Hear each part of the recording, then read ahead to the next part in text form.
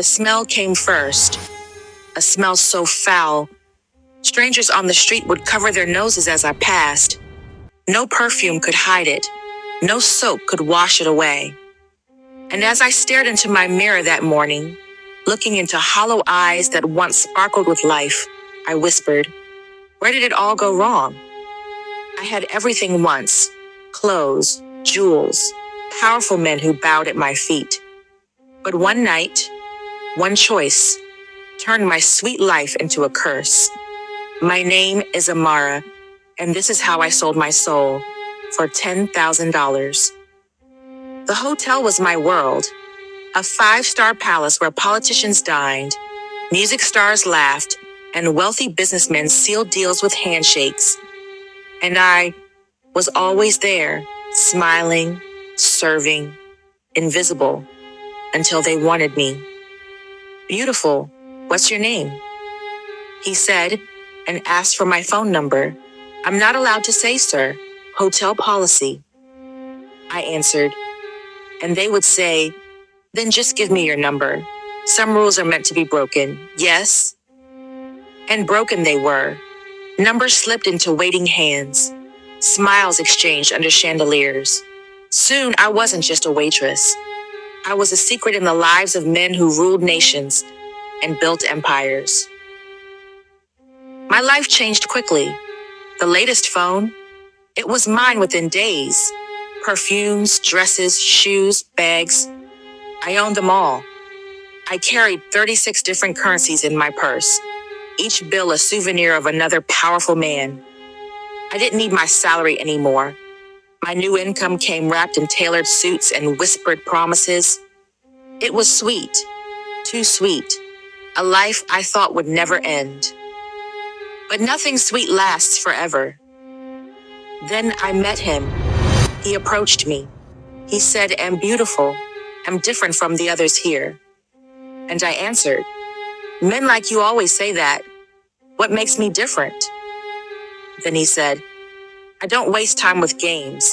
I give what others promise. Name your price, and I'll give you more."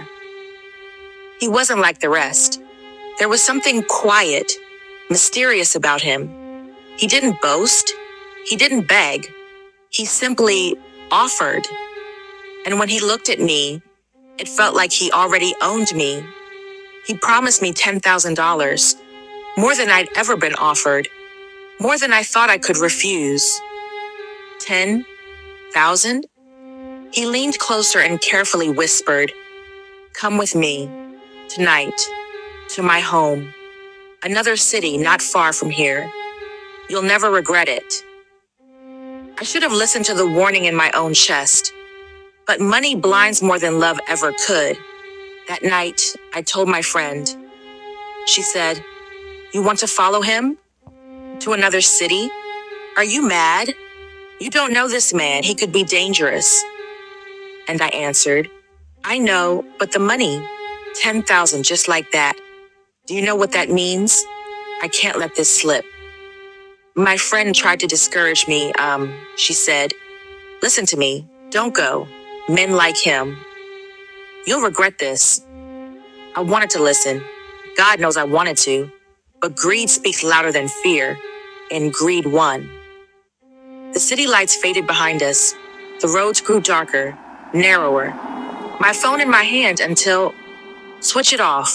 I don't want distractions tonight," he said, and I asked him why. And he answered with a harsh tone, "I don't share my time, not with anyone, only with you." It should have scared me, but all I thought of was the money. His car swerved past police checkpoints, every time avoiding them with ease. I asked where we were. He only said, "Soon. We'll be there soon." The road grew worse, narrow, lonely, not a soul in sight. My chest tightened. My hands trembled. I whispered, I don't want to go anymore. Let me down. Please, I'll take a bus back." He smiled and said, "Relax. We're close. Very close. Just a little further. Trust me." My mind screamed danger. But when I thought of the money, 10,000, I silenced my fear. And so I stayed. At last, The car slowed. Before me rose a mansion. Grand, luxurious, but silent. Too silent. No servants. No voices. No life. Just us. Come inside, take a bath. Prepare yourself. Tonight you'll have everything you asked for. He said, and I believed him.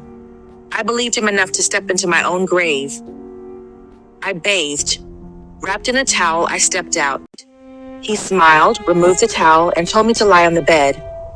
I obeyed, because that's what money does. It makes you obey. And then the bathroom door opened again. But it wasn't him. No, it was worse. It wasn't him. It wasn't a man at all. From the shadows slid a creature, thick, heavy, alive, a python. Its body shimmered in the dim light, scales glistening like wet stones. Its tongue flickered, tasting the air, tasting me. No, this isn't real. This can't be happening. I wanted to run. I wanted to scream. But my body betrayed me. I couldn't move. I couldn't even blink. It was as if invisible chains held me down, binding me to the bed. The python crawled over me, its weight pressing against my chest, its cold skin sliding over my bare skin. My soul screamed, but no sound escaped my lips. God, help me, please. And then it happened. A heat, a burning liquid coursed inside me. I saw myself, my soul, rise from my body floating above, watching as the python claimed me. And then, just as suddenly, I was forced back into myself, trapped again. You did well, very well. He said. He tosses a heavy envelope onto the bed, the sound of money hitting the sheets. He dropped the money, $10,000 on the bed, like it was nothing. My body was shaking, my mind empty. I wanted to cry, to scream, but no sound came. With a cold smile, he said, dress up. I'll take you back now. He dressed me himself, like I was a doll, carried me to his car, drove me in silence through the night. And when we reached the bus park, here, go home. And then he left, just like that. No goodbye, no glance back, just the money and me. When I got home, I forgot. I forgot everything. My body remembered the weight, the heat, the terror, but my mind, blank. It was as if someone had pressed erase. All I remembered was the money, the sweet smell of new wigs, the sparkle of jewelry, the thrill of shopping bags in my hands. I bought wigs, perfumes, shoes, everything I wanted. Life was sweet again. But sweetness rots, and rot has a smell. It started small, a strange odor in my apartment. At first, I thought, a dead rat, somewhere in the walls. It must be a rat. But I searched and searched. Nothing. The smell grew worse, followed me everywhere. Then I went to the market, and a stranger said, what's that smell? Move away. Another person said, it's her, that girl. She stinks. I went to work. My colleagues avoided me. My friend pulled me aside. What's wrong with you? You smell so bad. Are you sick? No, I'm fine. I feel fine. But I wasn't. I was cursed. And I was only beginning to understand. I went to the hospital, test after test. The doctors shook their heads. Doctor said, there's nothing wrong with me. Physically, I'm perfectly fine. Nothing wrong, and yet everyone around me knew something was terribly, terribly wrong. Sleep became my enemy. The nights were worse than the days. When I closed my eyes, I didn't dream. I fell into darkness, a place where shadows whispered my name and snakes crawled across my skin. No, get away from me. Please, please. Every night, I woke drenched in sweat, my sheets soaked, my heart racing, my soul screaming. And the smell grew worse, I could no longer hide it. People avoided me. Friends stopped visiting. Even strangers crossed the street to escape the stench that clung to me like a curse. My friend pleading desperately, "You need help, not a doctor. This, this is not ordinary." She took me to a pastor. The pastor, with a serious tone, he said, "Sit down, my daughter. Tell me everything." And I told him, from the hotel to the stranger, the mansion, the python, the money. As I spoke, his eyes grew darker, heavier.